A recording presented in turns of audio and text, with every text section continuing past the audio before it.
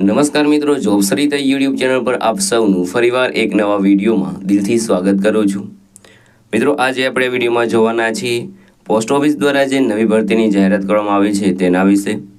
મિત્રો, આ ભરતીમાં એજ્યુકેશન ક્વોલિફિકેશન છે તે માત્ર 10 પાસ માંગવામાં આવ્યું છે। ટોટલ જગ્યાઓની વાત કરીએ તો અહીં 48,500 કરતાં પણ વધારે જગ્યાઓ પર ભરતી થવાની છે। આ ભરતી માટે ભાઈઓ અને બહેનો બધા એપ્લાય કરી શકે છે જેમની ઉંમર 18 વર્ષથી લઈને 48 વર્ષ સુધીની હોય।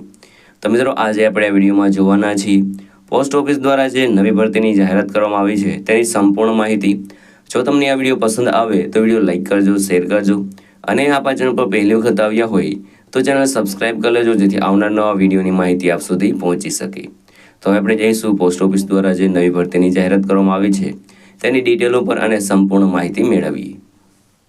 તો મિત્રો, આપણે આવી ગયા છીએ પોસ્ટ ઓફિસ દ્વારા જે નવી ભરતીની જાહેરાત કરવામાં આવી છે તેની ડિટેલ ઉપર। અહીં વેકેન્સીનું નામ છે ડાક વિભાગ ભરતી 2025।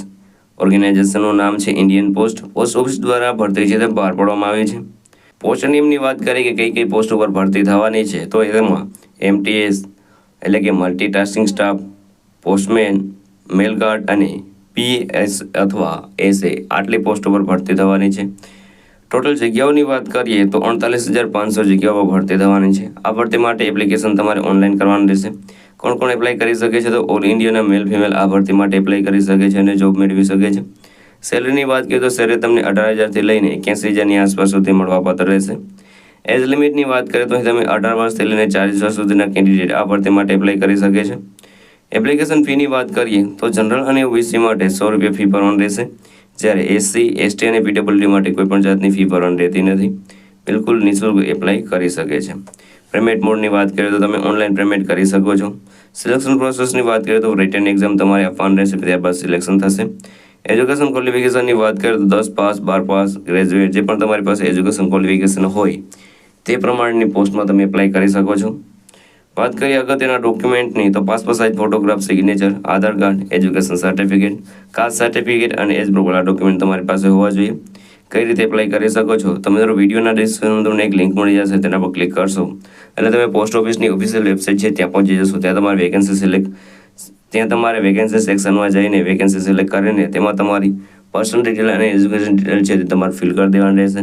ત્યારબાદ જે પણ ડોક્યુમેન્ટ રિક્વાયર્ડ બધા અપલોડ કરીને ફોર્મ સબમિટ કરી દેવાનું રહેશે અને જેમને પણ ફી લાગુ પડતી હોય તે ફી છે તે ભરી દેવાની રહેશે। ત્યારબાદ તમારે વેબસાઇટ ઉપર અપડેટ આવે ત્યારે તમારે એડમિટ કાર્ડ ડાઉનલોડ કરીને એક્ઝામ ડેટ જોઈને એક્ઝામ દેવાની રહેશે। અગત્યની તારીખોની વાત કરીએ તો starting date for apply online June 2025માં ભરતીના એપ્લિકેશન શરૂ થઈ જશે। લાસ્ટ ડેટની વાત કરીએ તો જુલાઈ 2025માં આ ભરતીના એપ્લિકેશન છે તે ત્યાં સુધી તમારે ભરી દેવાનું રહેશે।